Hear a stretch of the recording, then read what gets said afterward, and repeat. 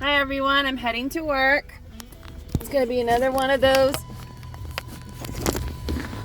moments of truth, I like to call them.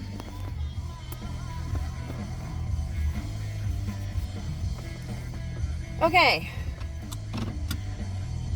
let me turn this down because I love my music. I listen to 106.1. I listen to a local station because I feel that the news that they broadcast is more relevant than the news that they're broadcasting in the news, the nation news. So I like to hear what the local news has to say. Okay. So I pretty much expressed a lot of disdain towards certain behaviors in relationships. Well, one that particularly bothers me the most is when you see what I like to call the flip-flop. And it's where a guy or a woman is involved with a side piece but just can't seem to let the side piece go. Or chooses to stay, or ends up leaving the main mate, or no, chooses to leave the current mate for the new mate. So I'm going to go ahead and dig into this one. I really think the reason why people can't make up their mind is because they need somebody to feed the ego. And not only that, but it's like another narcissistic supply situation. It's where they don't want to commit, they're afraid to commit, and what they do is they have a side piece for a backup if the first relationship doesn't work out. So I had a situation, and I had to let him go permanently because now this is the one that I had mentioned before in my videos, and we never got to establish a relationship because he kept trying to pull me in to be his side piece. Like he like would tell me stuff like this is the part where I got really frustrated. He would still be living in a trailer, and I'm talking like an RV. Not at like a trailer and a trailer park or anything like that, but an RV with his girlfriend. And he would say that they split up so he could pursue me. And we met at a local bar. He was my bartender. And when I was going through the emotional abusive relation, or not really a relationship, but I was dating a most emotionally abusive, and this guy didn't get physically abusive with me, but this guy was helping me get away from became my best friend. Well, I come to find out recently after sitting in the car and having a conversation with him because he wanted to let me know that he was going to become my supervisor. And I was like, no, I don't think so. And I was like, what? And then I realized what he had done. I mean, he basically, to get his job and everything, he had seduced me. And not only did he, yeah, it's a really bad situation. And this is why I have another fear of dating, is because there are guys out there that are willing to sleep around to get work. One, they are willing to jeopardize their current relationship to move on ahead in life. Like, they use people as stepping stones. And that's where I've got to be like, I got to draw a line and be like, that's so disrespectful. That is like a douchebag thing to do. And I'm like, no, I'm not going to tolerate this. And so he's just been moving on up at work, and Like, he's all bragging about how he's got keys and everything to work. And I was just like, wow, you're one of those. It's like, you used me, then you abused the privilege of being my friend, then you invade my work. You know what I mean? Like, where does it end, people? Like, when does the douchebaggery end? Like, are you seriously hurting that much in life that you gotta go and fuck people over? Right? Because that's what this guy did. He is basically on the verge of fucking me over. And that's where I'm just like, I don't think this is gonna work out. So I told him, I said, listen, because I have the conversation and everything where he's saying, he says, I have a professional side and I have and we have a personal side. And he goes, like, I know how to behave at work and I know how to behave, personally. And then I decided to tell him when I was sitting in his car and having a discussion with him, I was like, you have been flirting with me for, a few years now, and you have been, like, basically cock blocking me. And you've been trying to stash me away, and it's like, I don't think you understand what you are basically saying, who you are. And I was like, listen, I said, I like this job, and what we're going to do is we're going to just keep it professional. We're not even going to have a personal relationship. We're not going to be friends. We're not going to be lovers. We're not going to be anything.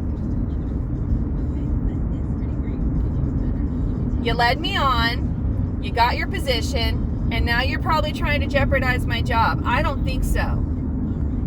So, yeah. Let the cards fall where they fall.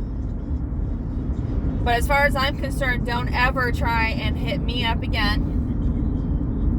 I already have you blocked. The only way you can contact me if it's work related. I feel that the situation was getting a little bit better until he started putting the moves on me because we were playing pool after work. And I was like, nope, I'm not doing this. I did take him out to have a discussion, because when he was telling me all this stuff, I wanted to know how things were going to go, because he was bragging about how he was going to get these keys, be not acting officer, but acting in charge, AIC. And then he was also letting me know that this was something that, because I remember having a conversation after, he used me and got into the job. I let him know up front, like, I said, don't even talk to me. I don't want nothing to do with you. I said it. And I was like, I'm so mad at you. I said, you used me. And I was like, you used me to get into that position. You used me to get your foot in the door at work. And I don't like that. So, however the way the things go, I will be taking action if he gets into that position. And I hope that he understands, business is business. And if you're trying to eliminate my position at work, we're going to have a problem. Because I'm not going to tolerate that. You don't get in through me. You don't. Anybody that says that they have a professional career and a personal life and everything, remember this. They usually have what you call like a work husband or a work wife that will develop into a relationship. I've seen it many times. I've witnessed it. As soon as someone at work is trying to hit on me, I bow the fuck out. I'm not into it. So this is why I stress strongly, keep your work life and your personal life very separate. Do not mess around where you make your money.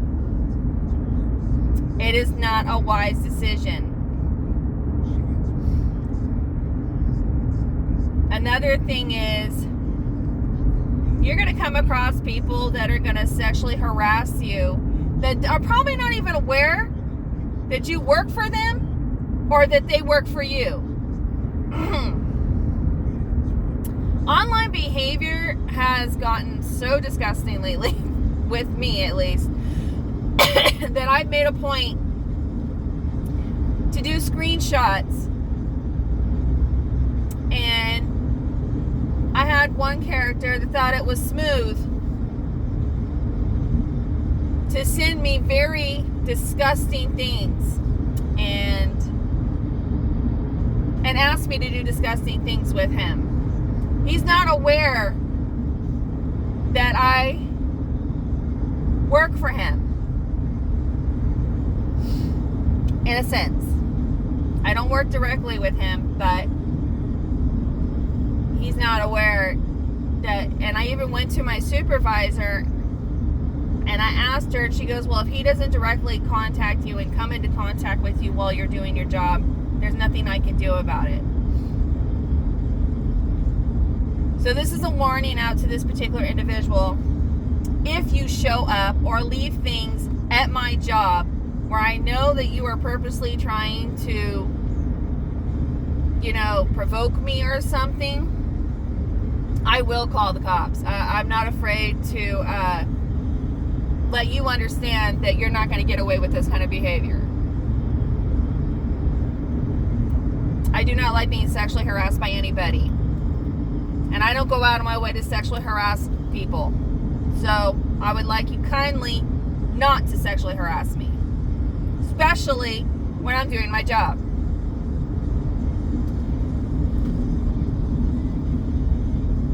So you've been forewarned.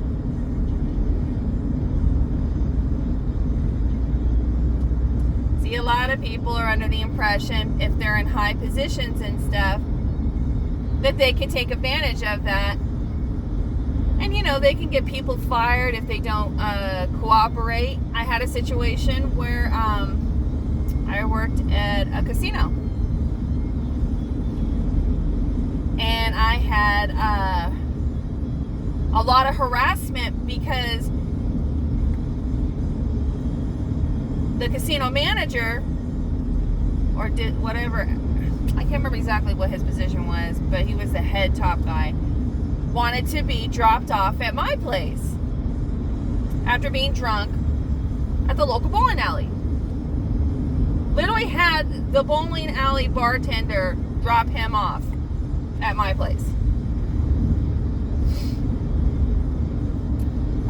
I don't recommend anybody being dropped off at their employee's house intoxicated. I don't recommend that. I had a lot of harassment, threats and stuff, because I was accused of having relations with this man. I had no relations with him. I even got to the point I even put my 2-week notice in. And I told him I wasn't going to work and that they needed to pay me.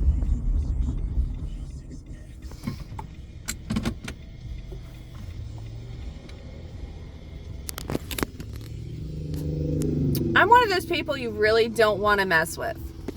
You don't want to hurt. You really don't want to bother. And when I say, no, don't do this, don't do that, I mean, I've already experienced it, and I really feel it's something that I need to stress on. I still got this cough. I hate it, but no. Don't be a jerk at work. Don't sexually harass your coworkers. Don't sleep your way to the top. Don't be a douchebag.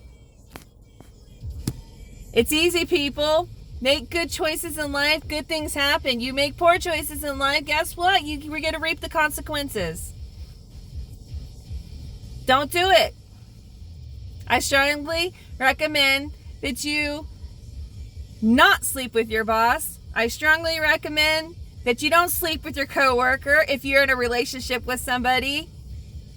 I don't recommend any more people doing bad things. It's not right. It's not nice. And you really